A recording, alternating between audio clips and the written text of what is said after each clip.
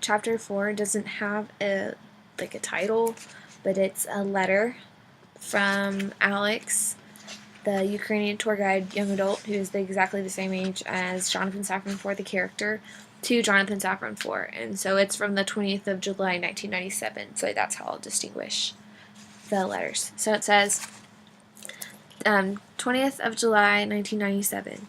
Dear Jonathan, I hanker for this letter to be good. Like you know, I am not first rate with English. In Russian my ideas are asserted abnormally well, but my second tongue is not so premium. I undertake to input the things you counseled me to, and I fatigued the thesaurus you presented me, as you counseled me to, when my words appeared too petite or not befitting. If you are not happy with what I have performed, I command you to return it back to me. I will persevere to toil on it until you are appeased.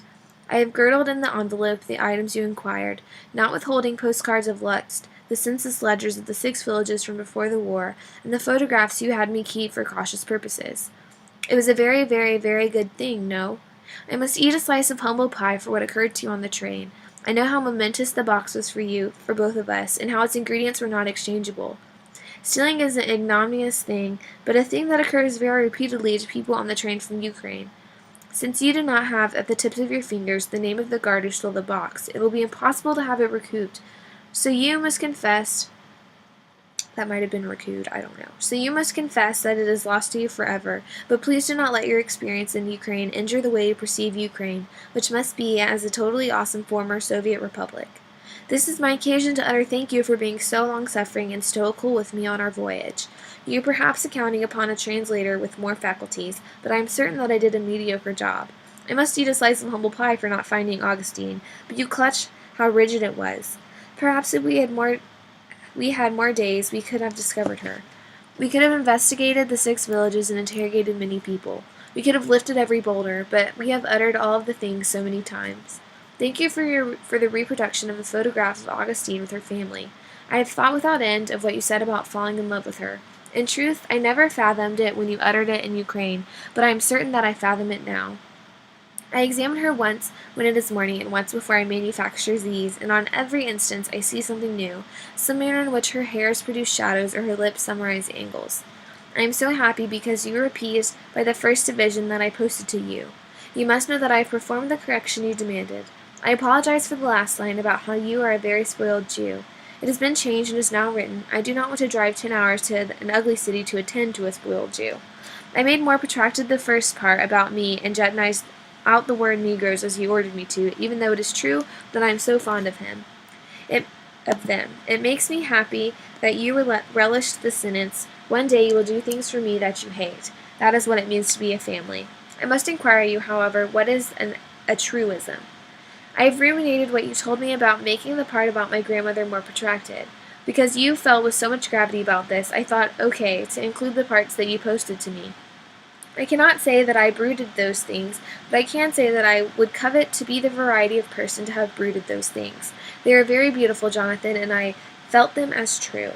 And thank you. I feel indebted to utter for not mentioning the not truth about how I am tall.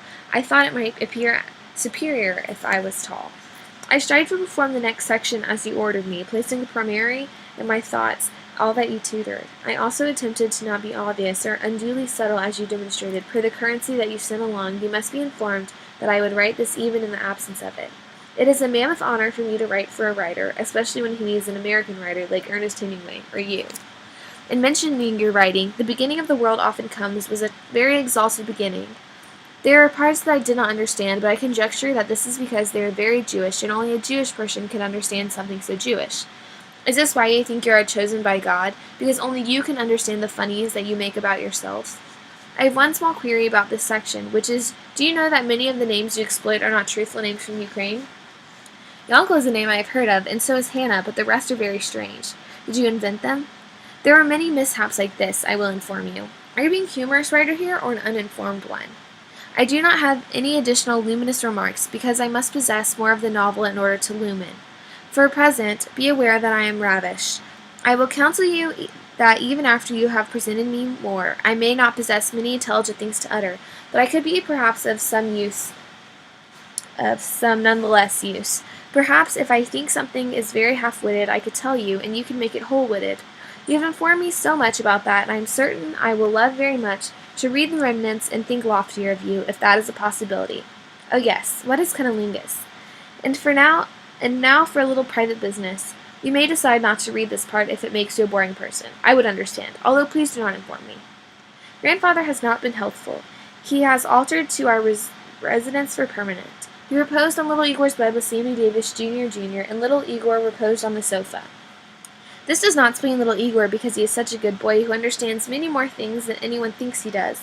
I have the opinion that the melancholy is what makes grandfather unhealthful, and it is what makes him blind, although he is not truly blind, of course. It has become tremendously worse since we returned from Lutz. As you know, he is very defeated about Augustine, more than even you or I were defeated. It is rigid not to talk about grandfather's melancholy with father, because we both have encountered him crying. Last night we were roosting at the table in the kitchen. We were eating black bread and conversing about athletics. There was a sound from above us. Little Igor's room is above us. I was certain that it was the crying of grandfather, and the father was also certain of this. There was also a quiet rapping against the ceiling.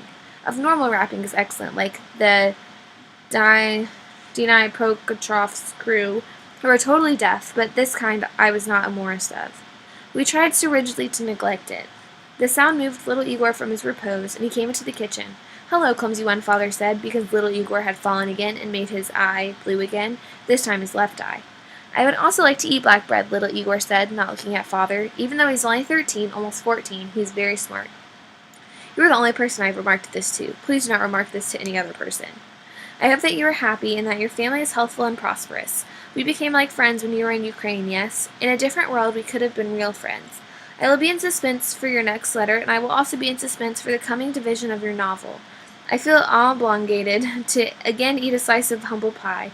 My stomach is becoming chock full for the new section that I am bestowing you, but understand that I tried bestly and did the best I could, which is the best that I could do. It is so rigid for me. Please be truthful, but also be benevolent, please. Guilelessly, Alexander.